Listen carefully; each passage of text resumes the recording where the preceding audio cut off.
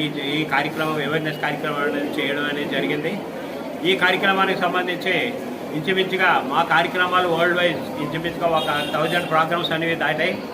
So ఈ కారణంగానే మొత్తం మాకు ప్రపంచవ్యాప్తంగా ఈరోజు మేము మొత్తం ఈ కన్జ్యూమర్ ఇష్యూస్లో అందరికీ కన్జ్యూమర్ అవేర్నెస్ ఇవ్వడం కోసం అన్ని రాష్ట్రాలు అన్ని దేశాలు కూడా తిరిగి ఈ కార్యక్రమాలు చేపట్టాలని భావించి కార్యక్రమాలన్నీ కూడా చేపట్టడం కోసం మేము ప్రారంభించడం జరిగింది. మేము ముఖ్యంగా చెప్పేది ఏంటంటే అందరికీ తెలియాల్సిన విషయం, మొత్తం వినియోగదారులు స్కూల్ స్థాయి నుంచి మొత్తం పీజీ స్థాయి వరకు కూడా అందరూ, అలాగే ఫ్యామిలీ మెంబర్స్ కానీ అందరూ కూడా సీనియర్ సిటిజన్స్ వరకు వినియోగదారుల హక్కుల గురించి తప్పనిసరిగా తెలుసుకొని తీరాలి అని చెప్తున్నాము.